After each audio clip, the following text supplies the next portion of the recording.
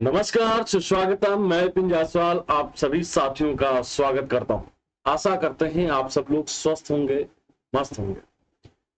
तो आज बहुत ही बेहतरीन क्लास होने वाली है। आज हम चर्चा करने वाले हैं मौर्य साम्राज्य पर, जो कि बहुत ही इंपॉर्टेंट है आपके एग्जाम के लिहाज से, साथ ही साथ आप अपने इतिहास को जाने, इसके लिए भी बहुत मायने रखता है ये चैप्टर।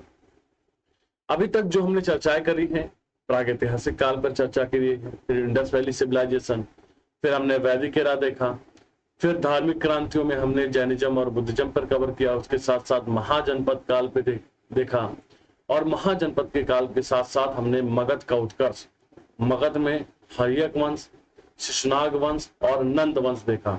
हमने आपको पिछली क्लास में बताया है कि नंद वंश के पतन के पश्चात भारत में एक विशाल साम्राज्य का जन्म होता है, जिसे हम किस नाम से जानते हैं? जिसे हम मौर्य साम्राज्य के नाम से जानते हैं, राइट ना। तो मौर्य साम्राज्य आपको बता दिया जाए, मौर्य साम्राज्य भारत का पहला केंद्रीय साम्राज्य था। ये साम्राज्य देखा जाए तो पूर्व में मगध में गंगा नदी के मैदानों से प्रारंभ हो रहा है। यहां से इस वाले क्षेत्र से क्या हो रहा है? ये प्रारंभ हो रहा है और तेजी से ये पश्चिम की तरफ गया। तेजी से क्या है, ये पश्चिम की तरफ अपने क्षेत्रों का विस्तार किया। साथ ही साथ इसका जो संस्थापक है वो संस्थापक है चंद्रगुप्त मौर्य। तो चंद्रगुप्त मौर्य ने कई छोटे छोटे राजाओं के, क्षेत्रीय राजाओं के आपसी मतभेद का फायदा उठाया, और देखा जाए तो 316 बीसी तक मौर्य वंश ने देखा जाए तो उत्तर और पश्चिमी भारत पर, उत्तर और पश्चिमी भारत पर इस वाले समूचे हिस्से पर अपना अधिकार कर लिया। सर्वाधिक साम्राज्य विस्तार देखा जाए तो सर्वाधिक साम्राज्य विस्तार जो हो रहा है वो अशोक के समय। तो किसके समय हो रहा है? वो अशोक के समय सर्वाधिक सर्वाधिक साम्राज्य विस्तार हो रहा था, राइट। आइए किसी भी साम्राज्य को पढ़ने से पहले हम जानेंगे कि उसके बारे में सोर्स क्या क्या उपलब्ध है, सोर्स क्या क्या है, कहां से हमें मौर्य साम्राज्य के बारे में जानकारी प्राप्त होती है। तो सोर्स दो होते हैं आपके पास, या तो होता है एक आपका आर्कियोलॉजिकल सोर्स, या तो आपका होगा आपका कौन सा पुरातात्विक स्रोत, या फिर दूसरा जो होगा वो कौन सा होगा, वो साहित्यिक या कह सकते हैं अभिलेखीय स्रोत, साहित्यिक स्रोत। साहित्यिक स्रोत में अगर हम बात करें तो इसमें अर्थशास्त्र बहुत ही महत्वपूर्ण स्थान रखता है। कौटिल्य की जो अर्थशास्त्र है, ये कौटिल्य कौन हुआ करते थे? चंद्रगुप्त मौर्य के प्रधानमंत्री हुआ करते थे। इसी की सहायता से चंद्रगुप्त मौर्य ने भारत में या उत्तर भारत में या एक समूचे भारत पे एक केंद्रीय साम्राज्य की स्थापना की। तो मौर्यों के इतिहास जानने का सबसे महत्वपूर्ण स्रोत हुआ करता है। इसके रचयिता कौटिल्य, विष्णुगुप्त या कह सकते हैं चाणक्य हुआ करते थे। अर्थशास्त्र जो है वो राजनीति और लोक प्रशासन पर लिखा गया पहली प्रमाणिक पुस्तक है, राइट। पहली प्रमाणिक पुस्तक हुआ करती है। अर्थशास्त्र में क्वेश्चन पूछा गया है कुल कितने अधिकरण होते हैं? तो अर्थशास्त्र में कुल 15 अधिकरण होते हैं, ठीक है। अधिकरण का मतलब चैप्टर है, अधिकरण का मतलब चैप्टर है, और उसके साथ साथ 6000 श्लोक होते हैं। क्या होते हैं? 6000 इसमें श्लोक होते हैं, राइट। कौटिल्य को भारत का मैकियावेली भी कहा जाता है, भारत का मैकियावेली के नाम से भी जाना जाता है। दूसरी पुस्तक, हाँ, इसमें 180 प्रकरण, 15 अधिकरण और 6000 के आसपास में, 4000 नहीं रहेगा, 6000 के आसपास में श्लोक है। इंडिका, इंडिका मेगास्थनीज द्वारा यूनानी भाषा में लिखी गई ग्रंथ है। मेगास्थनीज कौन हुआ करता था? तो राजदूत हुआ करता था, मेगास्थनीज राजदूत हुआ करता था। मेगास्थनीज ने इंडिका नामक पुस्तक लिखी और एक भारतीय इतिहास पर क्रमबद्ध तरीके से लिखी गई प्रथम पुस्तक है, बहुत ही इंपॉर्टेंट है पुस्तक। उसके साथ साथ कुछ लेखक हुए हैं, स्ट्रेबो, एरियन, प्लूटार्क, पिल्ली ने भी इंडिका के महत्वपूर्ण अंशों के आधार पर लिखा है, जो कि हमें मौर्य साम्राज्य के जानने में काफी ज्यादा मदद करते हैं। उसके साथ साथ अगर हम जाते हैं तो विशाख दत्त की पुस्तक आती है, विशाख दत्त की मुद्रा राक्षस। विशाख दत्त की एक पुस्तक आती है जिसका नाम है विशाख दत्त की मुद्रा राक्षस। इसमें बताया गया है कि कैसे नंद वंश की सत्ता को उखाड़ फेंका गया और उसके स्थान पर कैसे मौर्य साम्राज्य की स्थापना हो रही है। उसके साथ साथ कुछ बौद्ध ग्रंथ हैं, बौद्ध ग्रंथ हैं जैसे कि दीपवंश हो गया, दीपवंश हो गया, महावंश हो गया, ठीक है, दिव्यावदान हो गया, दिव्यावदान हो गया, मिलिंद पन्हो हो गया, इन सभी के माध्यम से क्या होती है, इन सभी के माध्यम से क्या है, हमें मौर्य साम्राज्य के बारे में जानकारी प्राप्त होती है। कुछ जैन ग्रंथ हैं जैसे कि आपका कल्पसूत्र भी इसके बारे में जानकारी उपलब्ध कराता है। कुछ पुराण भी हैं जैसा कि विष्णु पुराण बड़ा इंपॉर्टेंट है, विष्णु पुराण मौर्य साम्राज्य के बारे में जानकारी प्राप्त करता है। पतंजलि के महाभाष्य के माध्यम से भी क्या है, पतंजलि के महाभाष्य के माध्यम से भी हमें मौर्य साम्राज्य के बारे में जानकारी प्राप्त होती है। संगम कालीन साहित्यों के माध्यम से अहनारूर या परलार के माध्यम से भी हमें मौर्य साम्राज्य के बारे में जानकारी प्राप्त होती है। क्षेमेंद्र की कथा बृहद कथा मंजरी, उसके साथ साथ सोमदेव की कथा सरित सागर के माध्यम से भी हमें मौर्य साम्राज्य के बारे में जानकारी प्राप्त होती है। इसके साथ साथ अशोक के अभिलेख बड़े इंपॉर्टेंट है, रुद्रदामन का जूनागढ़ बड़ा इंपॉर्टेंट है, चंद्रगुप्त का मौर्य का सोहगौरा अभिलेख, जरा कमेंट सेक्शन में बताइएगा कि सोहगौरा अभिलेख कहाँ पर है। ये मैं यहाँ पे लिख दे रहा हूँ, आगे तो मैं बताऊंगा, लेकिन कमेंट सेक्शन में आप पहले बताइए कि सर सोहगौरा लेख कहाँ पर स्थित है। एक चंद्रगुप्त मौर्य का एक और लेख है महास्थान लेख, ये भी बड़ा इंपॉर्टेंट है। इन दोनों लोकेशन बताइएगा, दोनों कहाँ पर स्थित है। तो ये सब ग्रंथ हैं जिनके माध्यम से क्या हमें पता चलता है, इन सब के माध्यम से क्या है हमें मौर्य साम्राज्य के बारे में क्या है जानकारी पता चलती है, राइट ना, मौर्य साम्राज्य के बारे में जानकारी पता चलती है। ठीक है, हमने आपको बताया अशोक के अभिलेख, रुद्रदामन का जूनागढ़ अभिलेख, उसके साथ साथ अगर आपको बता दिया जाए, ठीक है, चंद्रगुप्त का सोहगौरा अभिलेख, ये भी बहुत इंपॉर्टेंट जानकारी देता है, सोहगौरा लेख। उसके साथ साथ महास्थान लेख, ये भी मौर्य साम्राज्य के बारे में क्या प्राप्त करता है, हमें जानकारी देता है। इस चीज को ध्यान रखिएगा, इन दोनों की लोकेशन कहाँ पर ये स्थापित है ये भी। उसके साथ साथ स्थापत्यों के माध्यम से भी क्या है, स्थापत्य के माध्यम से भी हमें क्या है, हमें जानकारी प्राप्त होती है, मौर्य साम्राज्य के बारे में क्या होती है जानकारी प्राप्त, राइट। आइए चलिए पहले हम चलते हैं आज के पहले शासक की तरफ मुड़ते हैं कि चंद्रगुप्त संस्थापक कौन हुआ करता था मौर्य साम्राज्य का। तो मौर्य साम्राज्य का जो फाउंडर हुआ करता था, वो संस्थापक कौन हुआ करता था, वो चंद्रगुप्त मौर्य हुआ करता था। इनकी राजधानी क्या हुआ करती थी, इनकी राजधानी देखा जाए तो राजधानी इनकी पाटलिपुत्र होगी।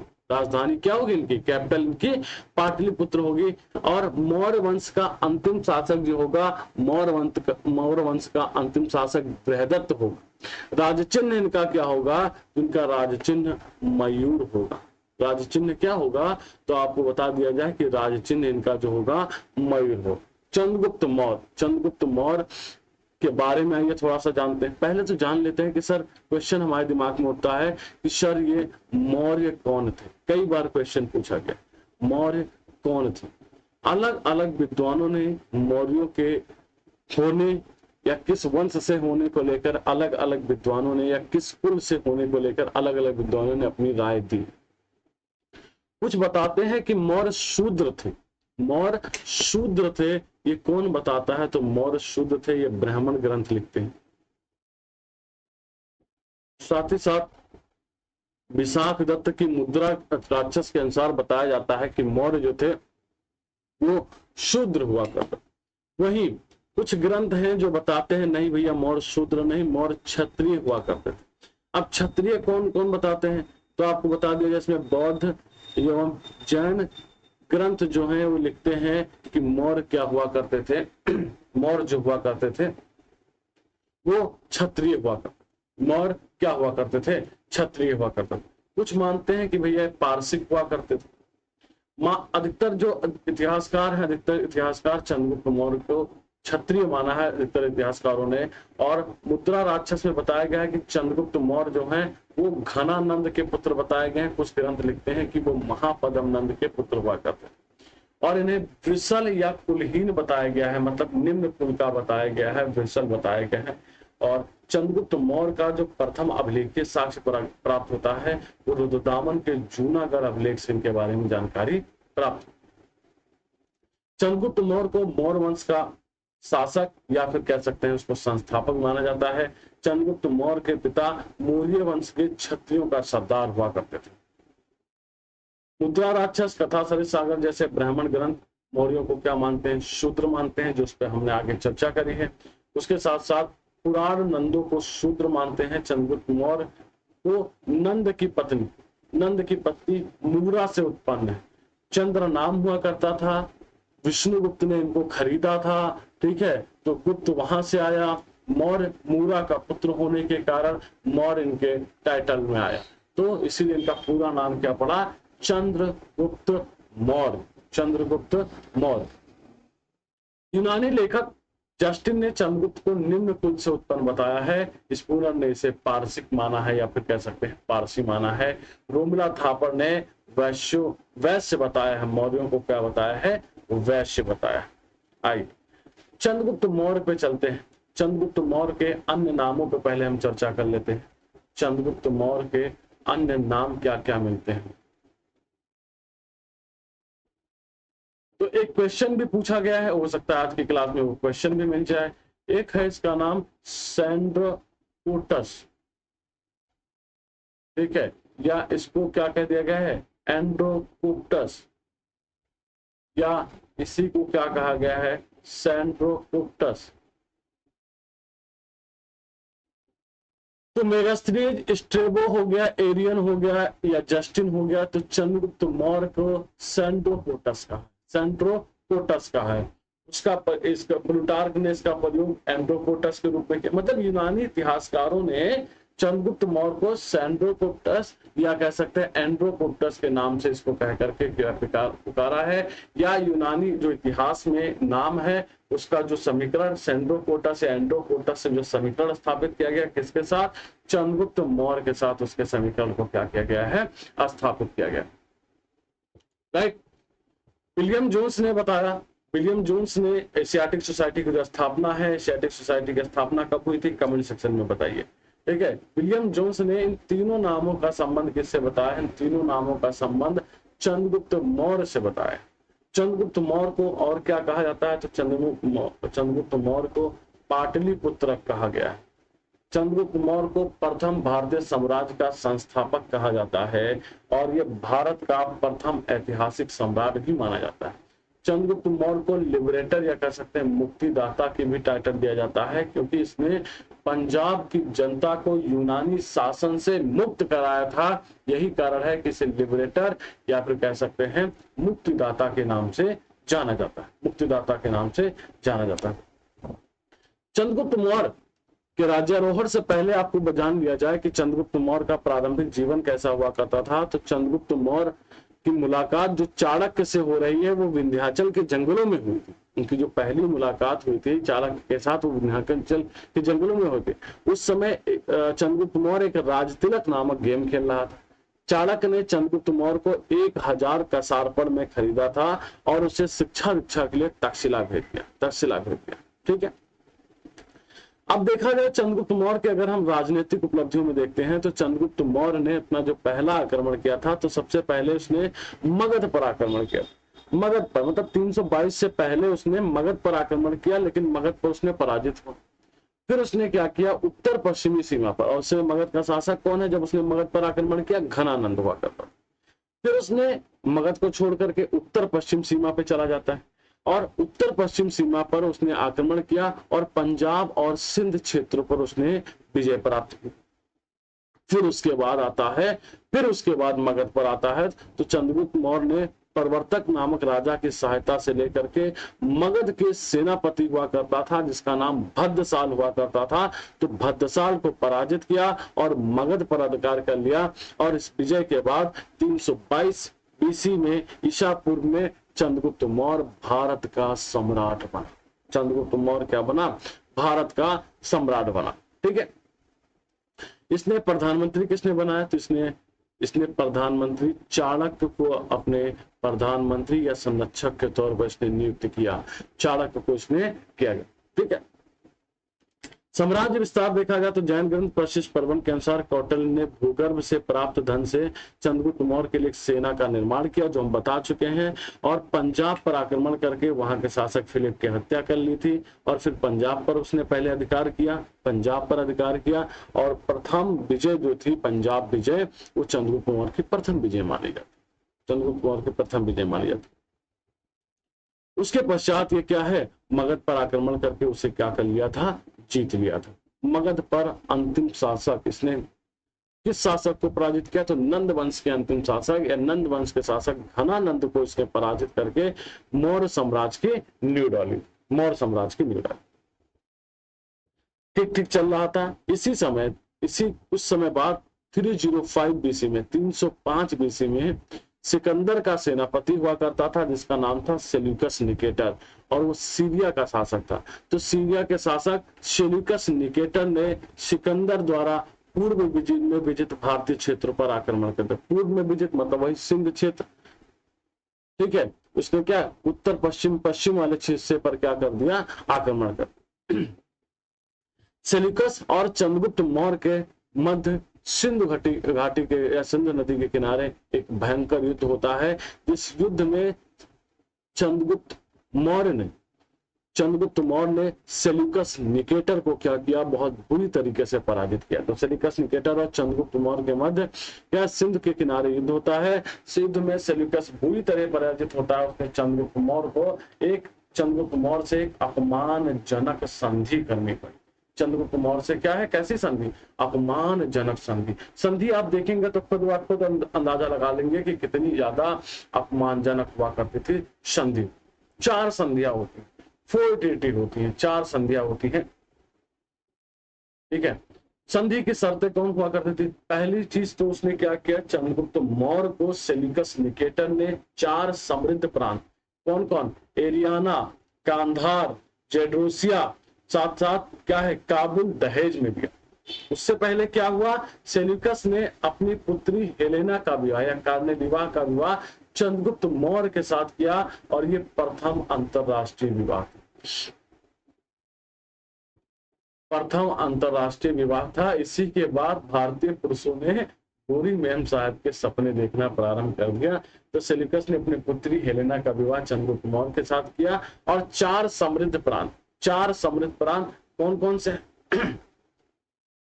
कौन से हैं, काबुल, कांधार, हेरात और बलूचिस्तान या जेड्रोसिया कह सकते हैं, या इसी को हम मकरान भी कह सकते हैं। तो मकरान, ये 4 समृद्ध प्रांत थे जो चंद्रगुप्त मौर्य को देने पड़े।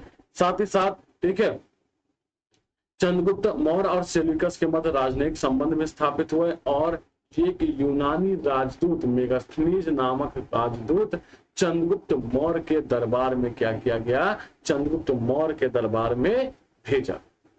तो चंद्रगुप्त मौर्य के दरबार में कौन राजदूत आ रहा है, मेगास्थनीज नामक राजदूत आया, मेगास्थनीज नामक राजदूत। अब इन सब के उपलक्ष्य में बख्शीश के रूप में चंद्रगुप्त मौर्य ने 500 हाथी इसको दे दिए, 500 हाथी सेल्यूकस निकेटर को बख्शीश के रूप में दिए थे, ठीक है, बख्शीश के रूप में दिए थे।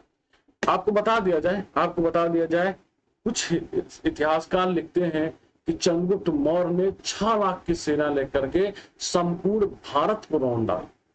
वहीं महावंश जो कि बौद्ध साहित्य है, महावंश बताता है कि चंद्रगुप्त जो था वो सकल जम्बूद्वीप का क्या है, शासक हुआ करता था।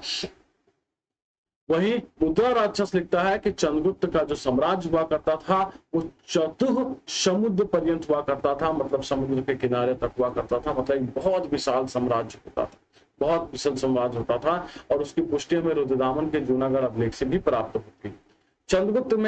चंद्रगुप्त का दक्षिण भारत पर भी अधिकार था। ये किससे पता चलता है, तो संगम कालीन ग्रंथ अहरा, ठीक है, अहनारूर के माध्यम से, ये संगम साहित्य ग्रंथ है, उसके माध्यम से पता चलता है कि चंद्रगुप्त मौर्य का जो साम्राज्य था वो दक्षिण भारत तक विस्तृत हुआ करता था।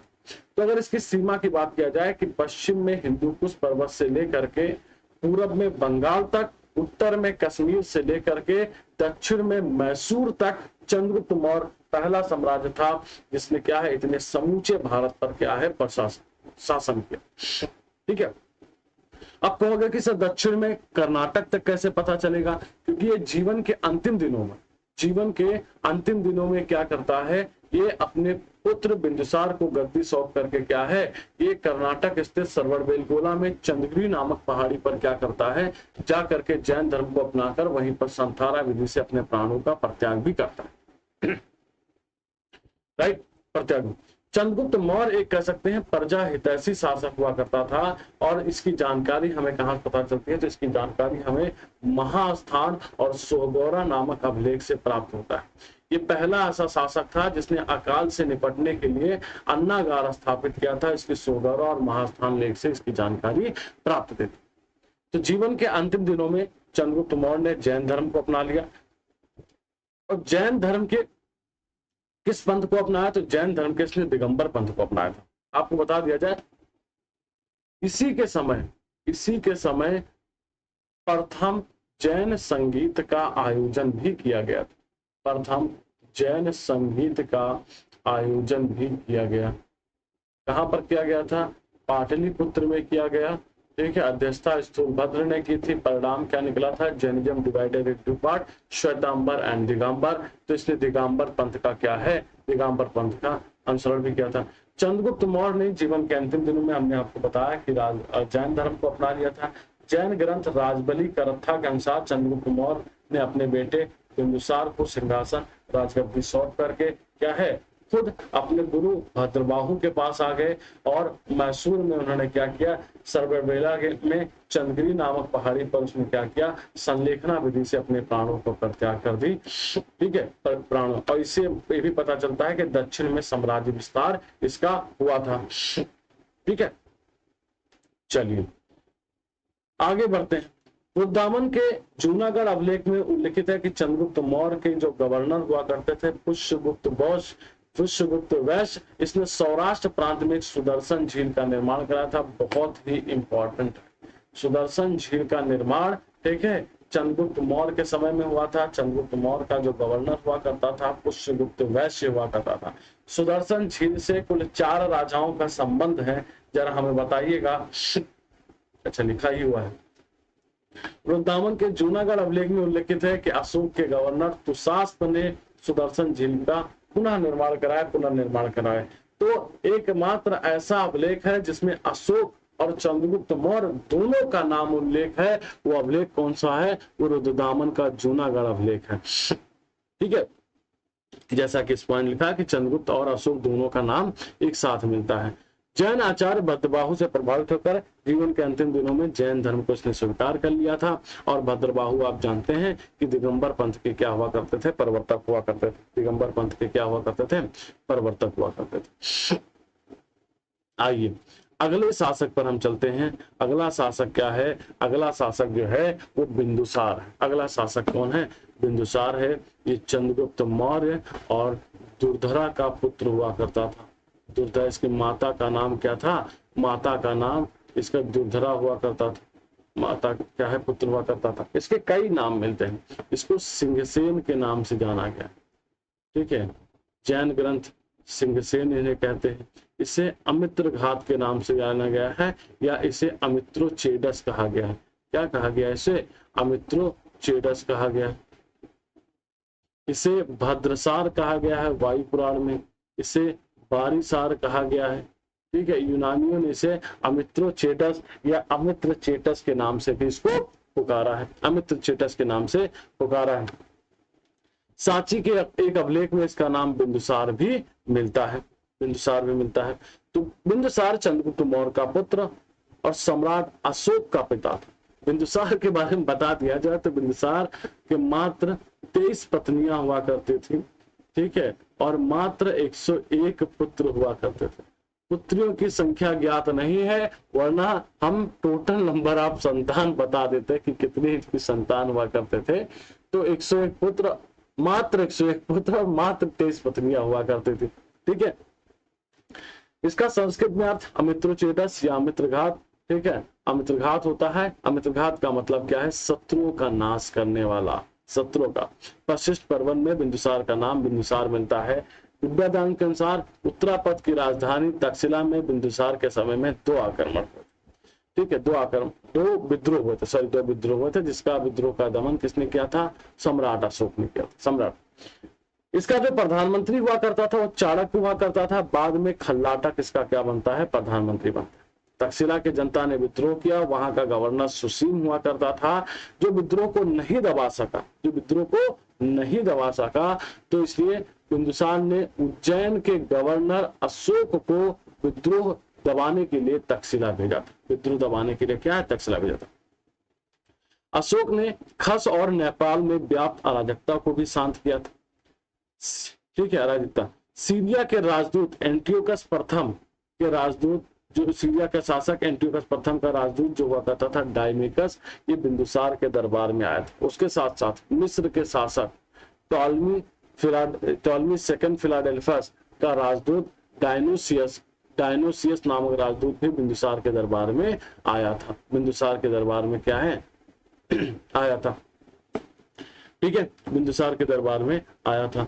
कौन सा है, मिस्र के शासक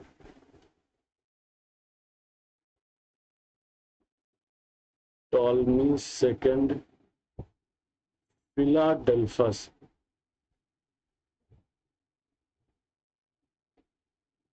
का दूत, क्या नाम है उसका, डायनोसियस या डायनोसिस।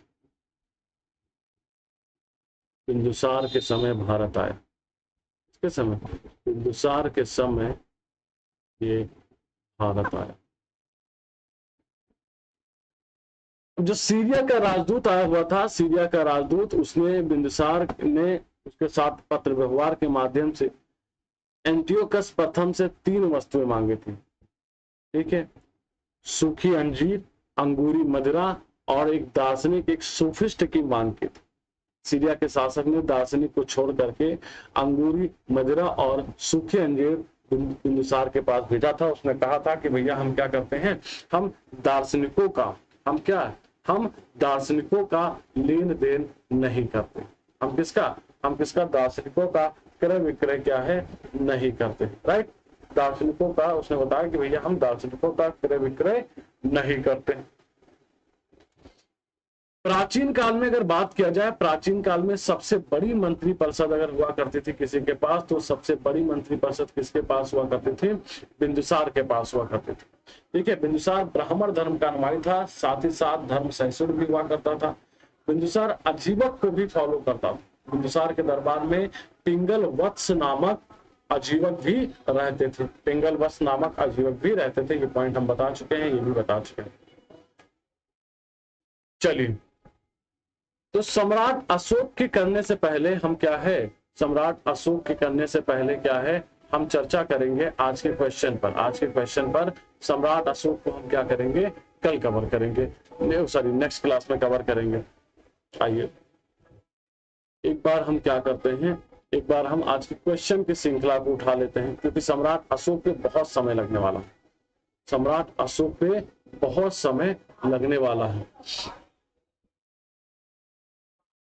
चलिए आज के पहले प्रश्न पे चलते हैं। आज के हम पहले प्रश्न पर चलते हैं, और पहला प्रश्न है कि भारत में पहले साम्राज्य की स्थापना किस शासक द्वारा की गई थी। The first empire was established by which ruler in India? आपको बताना है इनमें से सहीजात कि भारत में पहले साम्राज्य की स्थापना किस शासक के द्वारा क्या है, किस शासक के द्वारा की गई थी।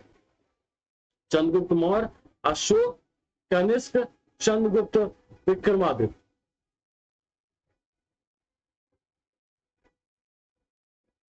आपको बताना है इनमें से सही जवाब। भारत में पहले साम्राज्य की स्थापना किस शासक द्वारा की गई थी।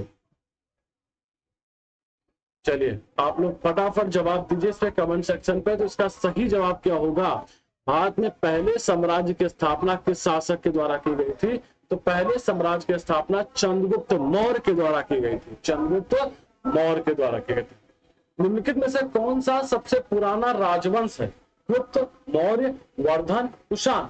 Which of the following is the ancient most dynasty? निम्नलिखित में से कौन से सबसे पुराना राजवंश है, गुप्त वंश, मौर्य वंश, वर्धन वंश और कुषाण वंश। तो मौर्य वंश की स्थापना देखा जाए तो यहाँ पर गुप्त वंश की स्थापना 319 AD में हो रही है।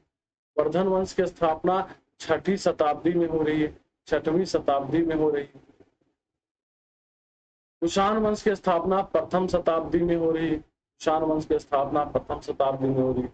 और वही मौर्य वंश की स्थापना 322 बीसी या 323 बीसी में हो रही है। तो इसका सही जवाब क्या हो जाएगा? बी हो जाएगा, बी हो जाएगा। चाणक्य की सहायता से इसने क्या किया? मगध के नंद वंश के अंतिम शासक धनानंद को पराजित करके क्या कर लिया? नंद वंश की स्थापना कर दी। ठीक है, अगले प्रश्न में चलते हैं। ये तो प्रश्न हो चुका है कि पहले साम्राज्य की स्थापना चंद्रगुप्त मौर्य ने किया। निम्नलिखित में से कौन एक मौर्य वंश का शासक नहीं था? बिंदुसार, अग्निमित्र, कुणाल और अशोक। आपको बताना है इनमें से सही जवाब। निम्नलिखित में से कौन एक मौर्य वंश का शासक नहीं था? बिंदुसार, अग्निमित्र, कुणाल और Ashok. Who among the following was not a ruler of Mauryan dynasty? तो अग्निमित्र इसका सही जवाब हो जाएगा। अग्निमित्र क्या शुंग वंश का शासक है? कुणाल, अशोक, ये तीनों क्या हैं? ये तीनों मौर्य वंशी शासक। ये तीनों क्या है? मौर्य वंशी शासक। निम्नलिखित में से किस एक में चंद्रगुप्त मौर्य द्वारा मगध का राज सिंहासन प्राप्त करने की कथा दी गई थी? बृहत कथा, गाथा सप्तशती, मुद्रा राक्षस, Vasavadatta. In which one of the following three is mentioned about the story of acquiring Magadha empire by Chandragupta Maurya? निम्नलिखित में से किस एक में चंद्रगुप्त मौर्य द्वारा मगध के राज सिंहासन प्राप्त करने की कथा दी गई? बृहत कथा, गाथा सप्तशती, मुद्रा राक्षस और वासवदत्ता। तो मुद्रा राक्षस की रचना विशाखदत्त ने 4वीं-5वीं शताब्दी में किया था और इस ग्रंथ में ठीक है चंद्रगुप्त मौर्य को राज सिंहासन प्राप्त करने की पूरी कहानी के बारे में क्या है? कथा का वर्णन किया गया था। तो मुद्रा राक्षस इज द सही है, मुद्रा राक्षस is the right answer. Okay, अगला क्वेश्चन है कि निम्नलिखित में से किस पुस्तक में चंद्रगुप्त मौर्य को वृषल कहा गया है? कुलहीन कहा गया है? मुद्रा राक्षस, अर्थशास्त्र, इंडिका और महावंश। निम्नलिखित में से किस पुस्तक में चंद्रगुप्त मौर्य को वृषल कहा गया है? मुद्रा राक्षस, अर्थशास्त्र, इंडिका और महावंश। तो आपको बता दिया जाए, मुद्रा राक्षस में चंद्रगुप्त मौर्य को वृषल की संज्ञा दी गई और इस ग्रंथ में नंद वंश के पतन और मौर्य साम्राज्य की स्थापना या मौर्य साम्राज्य के उत्कर्ष की हमें जानकारी प्राप्त होती है।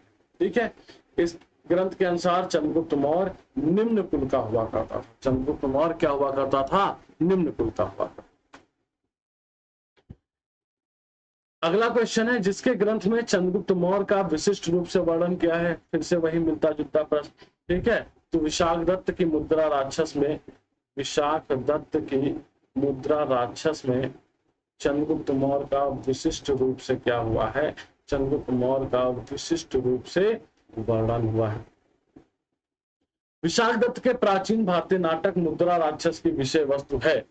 प्राचीन, देखिए कितने टाइप के क्वेश्चन पूछे गए हैं, इसीलिए मैं बार बार हर टाइप के क्वेश्चन लाता हूं ताकि एग्जाम में आपको कोई समस्या ना हो।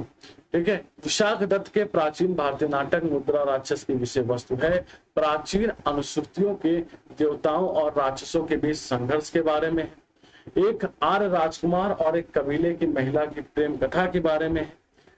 दो आर्य कबीलों के बीच सत्ता के संघर्ष के बारे में है। यह चंद्रगुप्त मौर्य के समय राज दरबार के दो संधियों के बारे में। देखिए बहुत आसान सा प्रश्न। विशाखदत्त के प्राचीन भारतीय नाटक मुद्रा राक्षस की विषय वस्तु, तो आपको बता दिया जाए चंद्रगुप्त मौर्य के समय राज दरबार की द्रुप संधियों के बारे में क्या है इसमें बताया गया। सेंड्रोकोटस से चंद्रगुप्त मौर्य की पहचान किसने की? हमने आपको वह भी बताया था कि सेंड्रोकोटस से पहचान William Jones, B Smith, R K Mukherjee, T R Bhandarkar. तो सेंड्रोकोटस से चंद्रगुप्त मौर्य की पहचान किसने की? विलियम जोन्स ने की। विलियम जोन्स ने ही सेंड्रोकोटस की पहचान चंद्रगुप्त मौर्य के साथ करी। ठीक है, अगले प्रश्न पे, निम्नलिखित में से किसने कहा कि चंद्रगुप्त मौर्य ने 6 लाख सैनिकों को लेकर के, ठीक है, 6 लाख सैनिकों की सहायता से संपूर्ण भारत पर आक्रमण किया और अधिकार कर लिया? Justin, Strabo, Plutarch, Deimachus. ठीक है, निम्नलिखित में से किसने ये कहा कि चंद्रगुप्त मौर्य ने 6 लाख सैनिकों की सहायता से संपूर्ण भारत पर आक्रमण किया और अधिकार कर लिया? इसका सही जवाब क्या हो जाएगा? इसका सही जवाब हो जाएगा प्लूटार्क। प्लूटार्क ने लिखा है, प्लूटार्क कहता है कि चंद्रगुप्त मौर्य ने 6 लाख की सेना से संपूर्ण भारत पर कब्जा कर लिया था। ठीक है, प्लूटार्क ये भी लिखता है कि चंद्रगुप्त मौर्य ने 500 हाथी बख्शीश के रूप में सेल्यूकस निकेटर को दे दिया था। अगला क्वेश्चन, पाटलिपुत्र को किस शासक ने सर्वप्रथम अपनी राजधानी बनाई? पाटलिपुत्र को किस शासक ने सर्वप्रथम अपनी राजधानी बनाई? चंद्रगुप्त मौर्य, अशोक, चंद्रगुप्त विक्रमादित्य, कनिष्क। तो इसमें चंद्रगुप्त मौर्य का जो शासन काल है वो 322 से लेकर के 298 तक माना जाता है, बीसी है। वहीं अशोक का कार्यकाल 272 से लेकर के बीसी से लेकर के 232 बीसी तक माना जाता है। चंद्रगुप्त विक्रमादित्य का शासनकाल 385 एडी से लेकर के 414 तक माना जाता है। और इसका क्या है, 78 एडी में इसका है। सबसे पहले कौन आता है? चंद्रगुप्त मौर्य आता है। तो चंद्रगुप्त मौर्य ने सर्वप्रथम पाटलिपुत्र को अपनी राजधानी बनाई। पाटलिपुत्र को अगर देखा जाए सर्वप्रथम मगध का शासक कौन हुआ करता था, तो उदयन ने पाटलिपुत्र को अपनी राजधानी बनाई थी। यहाँ ऑप्शन के हिसाब से जवाब देना है।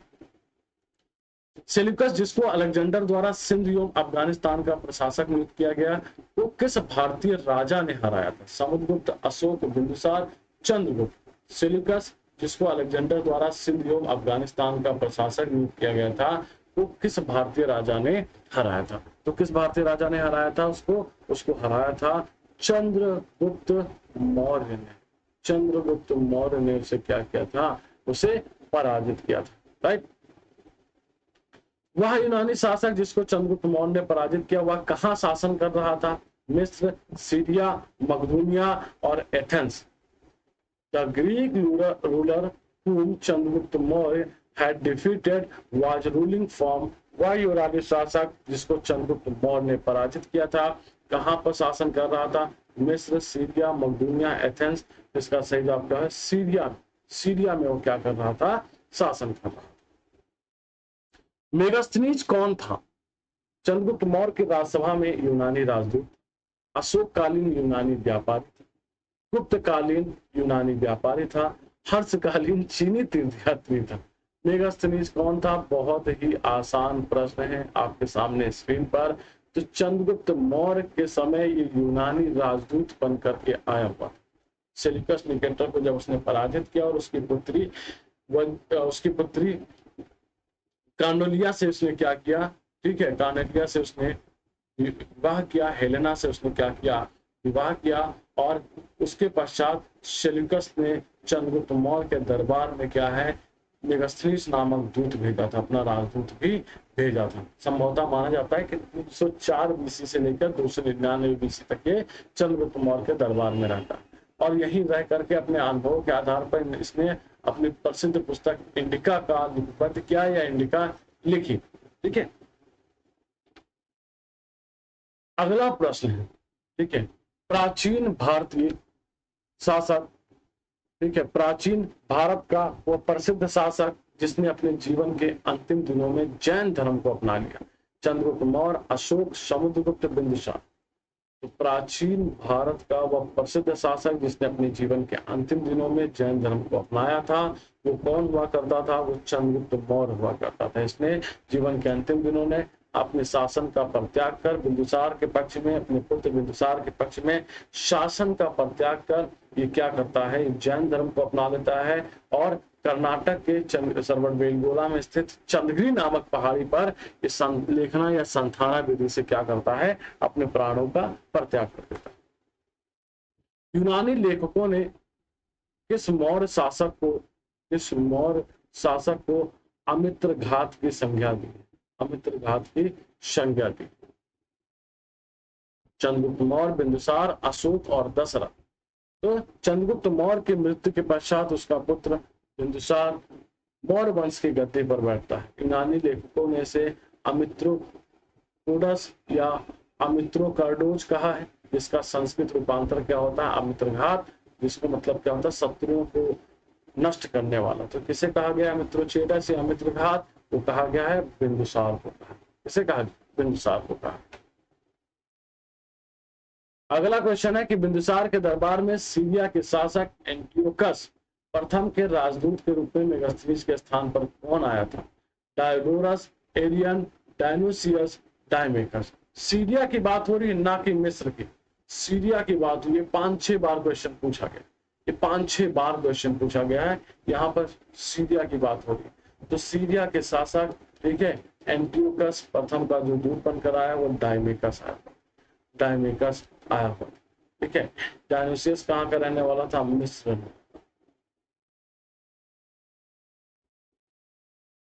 मिस्र के शासक का क्या है? शासक का राजदूत हुआ था।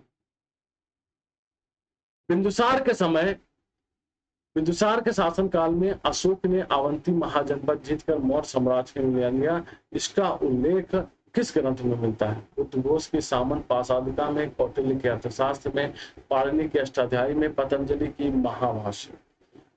ठीक है, Ashoka won the Avanti Mahajanpad and merged in the Maurya Empire during Bindusar ruled. What text does it refer to? आपको बताना है। तो सामंत पाशालिका की बुद्धघोष में इस घटना के बारे में पता चलता है कि अवंती महाजनपद को जीतकर इसने मौर्य साम्राज्य में मिला लिया था। बिंदुसार के शासनकाल में तक्षशिला में हुए विद्रोहों के समय अशोक किस प्रदेश का राज्यपाल था? तो अशोक कहाँ का राज्यपाल हुआ करता था? अशोक उज्जैन का गवर्नर था। उज्जैन किसकी राजधानी थी? उज्जैन अवंती की राजधानी हुआ करती, अवंती का गवर्नर हुआ करता था। और इसने क्या किया? इसने जा करके तक्षशिला के विद्रोह को भी क्या किया था? तक्षशिला के विद्रोहों को क्या किया था? शांत किया था। तक्षशिला के विद्रोहों को क्या किया था? इसने शांत किया था। राइट, चलिए अगले प्रश्न में, निम्नलिखित में से किस एक राज्यादेश में, निम्नलिखित में से किस एक राज्यादेश में अशोक का नाम उल्लेख मिलता है? अशोक का, ठीक है, व्यक्तिगत नाम का उल्लेख मिलता है। कालसी, रुमनदेही, विशिष्ट कलिंग राज्यादेश, मास्की। जरा हमें लोकेशन भी बताइएगा, कालसी की लोकेशन क्या है, रुमनदेही की लोकेशन क्या है, मास्की की, चलो मैं बता दूंगा। तो मास्की लेख के माध्यम से हमें क्या पता चलता है? मास्की लेख ये लघु शिलालेख है, कहाँ पर स्थित है? ये कर्नाटक के रायचूर जिले में स्थित है। ये कर्नाटक के रायचूर जिले में स्थित है। और इसमें क्या? अशोक के व्यक्तिगत नाम का उल्लेख मिलता है। निम्नलिखित में से किस एक राज्यादेश में अशोक का नाम मिलता है? ठीक है, चलिए तो रिपीट हो गया, Maski is the right answer. Gujarra लघु शिलालेख जिसमें अशोक का नाम उल्लेख किया गया है कहाँ स्थित है? उत्तर प्रदेश के मिर्जापुर जिले में, मध्य प्रदेश के दतिया जिले में, राजस्थान के जयपुर में, बिहार के चंपा। आपको बताना है इनमें से सही। गुर्जरा लघु शिलालेख जिसमें अशोक का नाम उल्लेख किया गया है कहाँ स्थित है? उत्तर प्रदेश के मिर्जापुर जिले में, मध्य प्रदेश के दतिया में, राजस्थान के जयपुर में, बिहार के चंपारण जिले में। तो आपको बता दिया जाए गुर्जरा लघु शिलालेख कहाँ पर स्थित है? ये मध्य प्रदेश के दतिया जिले में स्थित है। मध्य प्रदेश के दतिया जिले में स्थित। निम्नलिखित में से कहाँ अशोक का नाम, कहाँ अशोक का नाम प्राप्त होता है? अशोक का नित्तूर या नित्तूर अभिलेख, समुद्रगुप्त का इलाहाबाद स्तंभ लेख, अयोध्या अभिलेख, खारवेल का हाथी गुम्फा अभिलेख। In which of the following the name of Ashoka is found? Ashoka, निम्नलिखित में से कहाँ अशोक का नाम प्रमाण मिलता है, अशोक का नाम प्राप्त होता है? तो आपको बता दिया जाए इसका सही जवाब क्या है। ये इसका सही जवाब है अशोक का नेत्तूर अभिलेख। नेत्तूर अभिलेख ये कहाँ पर स्थित है? ये बेलारी कर्नाटक में स्थित है। बेलारी कहाँ पर स्थित है? कर्नाटक में स्थित हुआ करता। अभिलेखों में अगला क्वेश्चन है, अभिलेखों में किस शासक का उल्लेख प्रियदर्शी या देवनाम प्रिय के रूप में किया गया है? चंद्रगुप्त मौर्य, अशोक, समुद्रगुप्त या Harshvardhan? The name of which ruler is mentioned in edict as Priyadarshi and देवनामप्रिय? Chandragupta Maurya, Ashok, Samudragupta और हर्षवर्धन। इसका सही जवाब क्या? Harshavardhan is the right answer. Harshavardhan का, sorry, Ashoka is the right answer. Ashoka का उल्लेख किसमें किया गया है? देवनामप्रिय में किया गया है। और प्रियदर्शी, इससे श्रीलंका का राजा तिस हुआ करता था, इससे प्रभावित होकर के उसने भी क्या है? प्रियदर्शी की उपाधि धारण की थी। देवनाम प्रिय की उपाधि किसने धारण की? देवनाम प्रिय की उपाधि अशोक ने, दशरथ ने, संप्रति ने एंड बृहदत्त ने। नीचे देखिए पूर्व की सहायता से सही उत्तर का आपको चयन करना। ठीक है, केवल एक सही है, केवल 1-2 सही है, 1-3 सही है, 1-2-3 सही है। देव नाम प्रिय की उपाधि किसने धारण की थी? तो अशोक ने और दशरथ ने, उसके पौत्र हुआ करता था दशरथ, इन दोनों ने देव नाम प्रिय की उपाधि धारण की थी। देव नाम प्रिय की उपाधि इसने क्या है? धारण की थी। निम्नलिखित में से कौन सा ग्रंथ उल्लेख करता है कि अशोक श्रीनगर या कश्मीर का संस्थापक था? विद्यावदान, Mahavamsa, Dipavamsa, राजतरंग। Which of the following text mention that Ashoka was the founder of Srinagar या कश्मीर? निम्नलिखित में से कौन सा ग्रंथ उल्लेख करता है कि अशोक श्रीनगर का संस्थापक था? दिव्यवदान, महावंश, दीपवंश, राजतरंगी। तो आपको बता दिया जाए, राजतरंगी की रचना किसने की? कलहड़ ने की।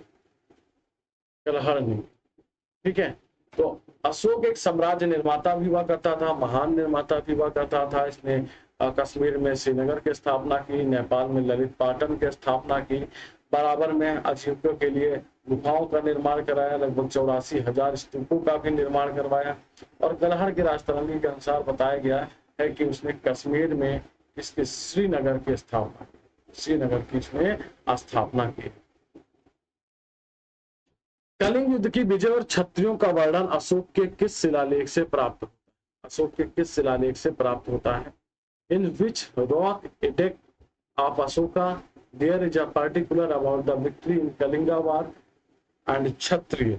आपको बताना है इनमें से सही जवाब, आपको बताना है इनमें से सही जवाब। शिलालेख 1, शिलालेख 2, शिलालेख 12, शिलालेख 13, ठीक है। तो कलिंग युद्ध की जब भी बात होगी तो शिलालेख 13 पर आप पहुंचिएगा। कलिंग युद्ध और उसके परिणामों के विषय में अशोक के 13वें अभिलेखों में विस्तृत सूचना प्राप्त होती है, विस्तृत सूचना प्राप्त होती है। अशोक ने अपने राज्य अभिषेक के राज्य सिंहासन प्राप्त करने के 8वें वर्ष कलिंग की विजय प्राप्त की। कलिंग का क्षेत्र कहाँ पर स्थित है? तो वर्तमान उड़ीसा में ये कलिंग का क्षेत्र स्थित हुआ, राइट। तो आज प्रश्नों की श्रृंखला समाप्त हो रही है, आज प्रश्नों की श्रृंखला समाप्त हो रही है।